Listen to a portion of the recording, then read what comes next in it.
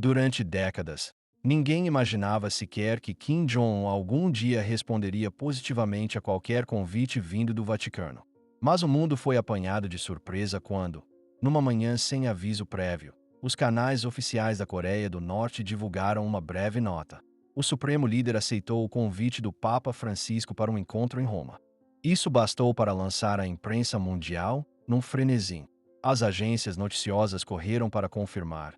Os analistas ficaram sem palavras, e os cidadãos comuns perguntavam-se o que poderia estar por trás de tal decisão inesperada. A chegada de Kim Jong-un a Roma não foi como se esperava. Sem pompa, sem marcha militar, apenas uma comitiva discreta e um jacto escuro que pousou ao entardecer. Mas o mistério só aumentava. Não havia explicações, nem discursos prévios, nem conferências de imprensa. Apenas silêncio e olhares desconfiados. A Praça de São Pedro, normalmente serena, estava sob vigilância como nunca se viu. Forças de segurança ocupavam cada centímetro, drones patrulhavam o céu, e havia rumores de que serviços secretos de mais de 10 países estavam disfarçados entre os peregrinos turistas. No entanto, o Vaticano manteve o protocolo de paz. O Papa Francisco fez questão de não demonstrar nenhuma tensão. Recebeu Kim com um sorriso contido e um aperto de mão firme. O encontro seria privado, sem câmaras, sem tradutores externos. Apenas os dois, frente a frente, durante 47 minutos exatos. Mas foi ao fim desse encontro que o rumo da história começou a mudar. Quando Kim saiu da sala papal, o seu rosto estava estranho. Não era medo, não era raiva. Era um tipo de espanto, silencioso. Um homem que sempre se mostrava impassível. Agora tinha os olhos ligeiramente úmidos e a respiração pesada. Não respondeu às perguntas dos jornalistas. Não olhou para ninguém. Entrou no carro e partiu. Nessa mesma noite, algo sem precedentes ocorreu. O Supremo Líder cancelou abruptamente todos os seus compromissos em Roma. A visita ao Coliseu, ao Museu do Vaticano, à Basílica de São João. Tudo foi anulado sem explicações. Em vez disso, refugiou-se num antigo convento nos arredores de Roma, local raramente utilizado por chefes de Estado. As autoridades italianas não comentaram. O Vaticano emitiu apenas uma nota ambígua. O encontro decorreu conforme planeado. A oração foi ouvida em silêncio. Mas o que havia acontecido ali dentro? Durante dias, o mundo especulou. Teorias foram lançadas. Uns diziam que o Papa lhe revelou profecias antigas escondidas nos arquivos secretos do Vaticano. Outros garantiam que havia imagens de satélite revelando segredos nucleares norte-coreanos. Alguns mais ousados insinuavam que Kim ouvirá uma confissão do próprio Papa que o abalara profundamente. Mas nada foi confirmado. Só se sabia que algo tinha mudado nele. 3 dias depois, uma carta escrita à mão por Kim Jong-un foi entregue ao Papa. Ninguém soube o conteúdo exato, mas fontes confidenciais afirmaram que o líder norte-coreano pedia perdão por algo. A carta terminou com uma frase enigmática: "O último minuto ainda não chegou, mas quando chegar, saberei o que fazer." A partir dali, Kim desapareceu do radar. A sua comitiva voltou para Pyongyang sem ele. As redes sociais da Coreia do Norte pararam todas as publicações. As televisões estatais passaram apenas música instrumental e imagens de flores. O silêncio durou uma semana. E foi só ao fim de 7 dias que a imprensa mundial recebeu um comunicado. Kim Jong-un iria fazer uma declaração conjunta com o Papa Francisco na Praça de São Pedro. Isso nunca tinha acontecido antes. A segurança foi reforçada. Os olhos do mundo estavam fixos naquele palco. As televisões transmitiam ao vivo. Mas minutos antes do início, algo ainda mais estranho aconteceu. O Papa apareceu sozinho. E o lugar reservado a Kim estava vazio. O relógio marcava 10h59. A multidão silenciou. E foi então, nesse exato momento, que uma figura encapuzada surgiu por trás do altar e se aproximou lentamente do Papa. O coração da multidão parecia parar. Quem era? O rosto de Francisco manteve-se sereno. A figura tirou o capuz. Era Kim Jong, mas havia algo nele que ninguém esperava. O cabelo rapado, o rosto magro, os olhos baixos.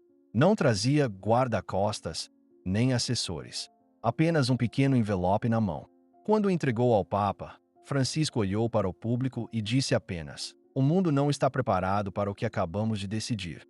E ali, perante milhões, viraram-se de costas e desapareceram por uma porta lateral da basílica. A multidão ficou atônita. Jornalistas gritavam, repórteres choravam, e os sinos de Roma tocaram, mas com um som que ninguém reconheceu. Durante os minutos que se seguiram ao desaparecimento de Kim Jong-un e do Papa Francisco pela porta lateral da basílica, o ambiente na Praça de São Pedro tornou-se um vazio de tempo. O murmúrio da multidão parecia suspenso, como se o mundo estivesse preso num instante que se recusava a passar. Jornalistas começaram a correr de um lado para o outro, com microfones em punho, perguntando entre si o que tinham acabado de presenciar. Helicópteros das forças de segurança sobrevoavam o céu de Roma, mas mesmo do ar não se conseguia perceber onde os dois homens tinham ido. No Vaticano, altos membros da Cúria Romana trocavam olhares pesados. Ninguém parecia ter respostas, nem mesmo os que ocupavam os cargos mais antigos. O que mais assustava era o silêncio. Um silêncio denso, como se toda a máquina institucional da igreja tivesse sido desligada de repente. Os sinos tinham parado. As luzes estavam mais fracas, e o relógio da torre parecia andar mais devagar. No interior dos muros sagrados, Francisco e Kim seguiam em passos contidos por corredores subterrâneos que poucos conheciam. Não havia palavras entre eles. O Papa segurava a cruz do seu pescoço com uma das mãos, como se buscasse força invisível. Kim mantinha os olhos baixos, como se cada passo o levasse para dentro de uma memória distante. Chegaram diante de uma porta dupla, sem identificação. Francisco retirou do interior das suas vestes uma pequena chave metálica, com um símbolo que lembrava um sol com 13 raios. Ao abrir a porta, revelou-se uma câmara circular, sem janelas, apenas com uma luz que parecia emanar do próprio teto. No centro da sala, uma única cadeira de madeira e uma mesa de pedra.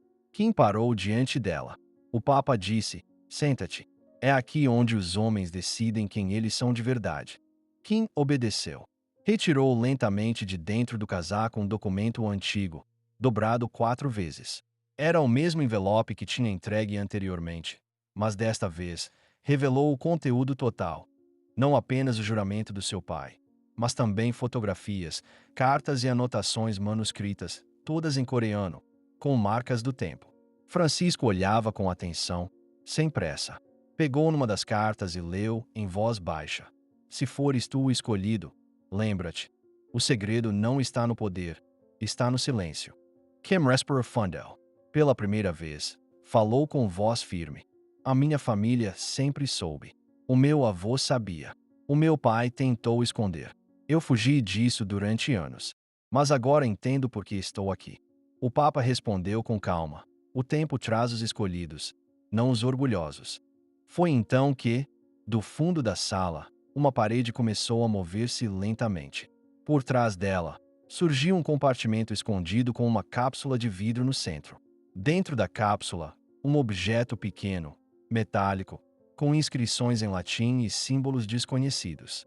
Era o mesmo dispositivo visto antes, mas agora acoplado a um sistema que media sinais vitais, ondas cerebrais e frequência cardíaca.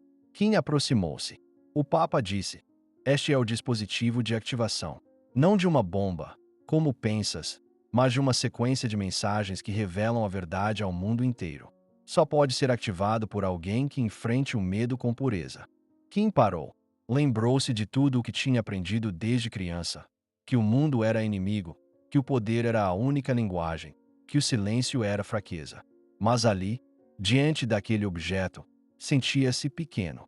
A sua mão tremia. Francisco colocou-lhe a mão no ombro. "Se carregares neste botão, a humanidade ouvirá o que nunca foi dito.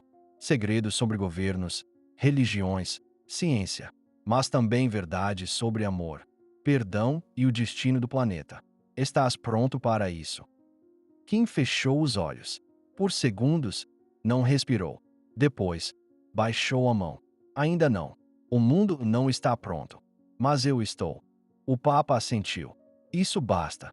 Em vez de ativar o dispositivo, Kim retirou do bolso um pequeno papel dobrado. Era um pedido de perdão escrito,